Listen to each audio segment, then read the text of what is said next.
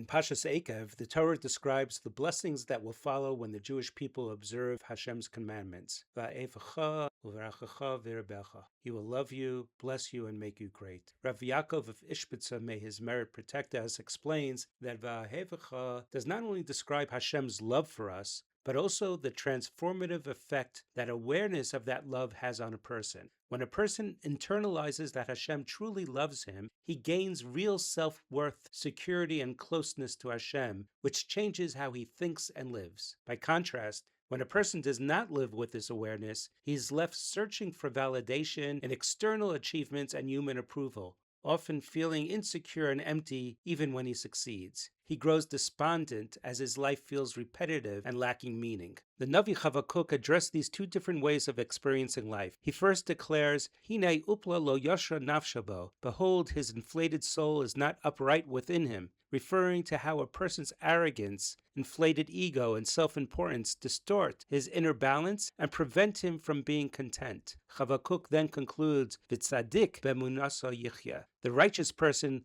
lives through his faith. The tzaddik is content with the awareness that Hashem knows him, loves him, and has given purpose to his life. When a Jew davens, learns Torah, performs acts of chesed, he's creating a relationship with Hashem and feels va'ahevecha, that Hashem loves him, uverachecha, that Hashem blesses him, v'rebecha, that Hashem gives his life worth. He no longer depends on whether society considers his accomplishments sufficiently large or impressive. He knows that his life possesses genuine meaning. Without that inner growth, life can become painfully monotonous. A person awakens each morning, follows the same routine, and remains the same person he was yesterday and the year before and the year before. Day follows day until his entire life becomes, as my father Zecher Tzadik Levracha put it, one big, long, echoing yawn. Interestingly, the Torah's account in our Sedra about the mun reveals an antidote to this monotony. Moshe Rabbeinu tells the Jewish people that Hashem fed them as haman, asher lo yadata v'lo yodun avasecha, the man that you did not know and that your forefathers did not know. Why did Moshe need to emphasize this? Isn't it obvious that no one previously saw or knew of the man? Reb Mendel Rimanover explains the pasuk in a very novel and enlightening way. He says that the man is called lechem abirim, the food of angels. It not only nourished the Jewish people physically,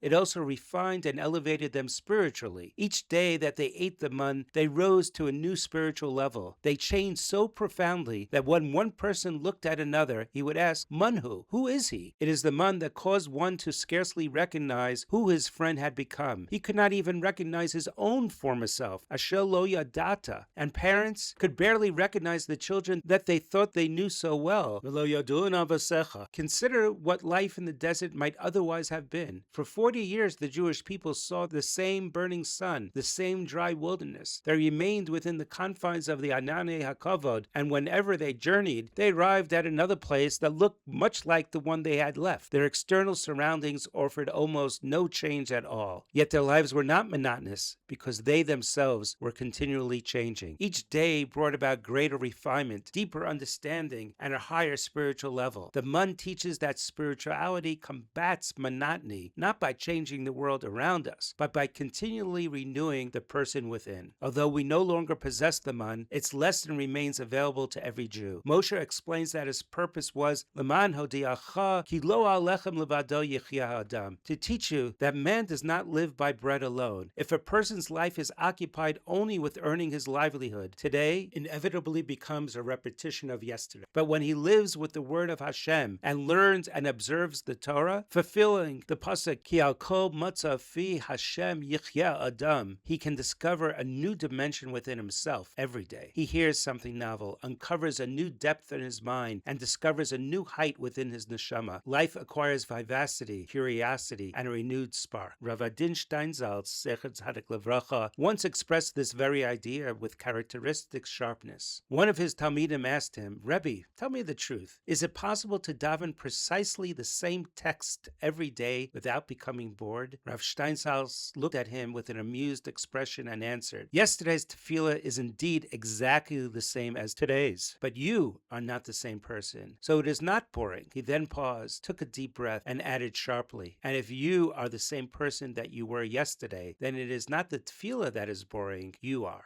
This is Chadashim Lapakarim. One must be renewed every morning. The world around us may appear unchanged, but through Torah and closeness to Hashem, we need never remain the same. Every morning can bring a new understanding, a new spiritual level, and a new person. Shabbat Shalom.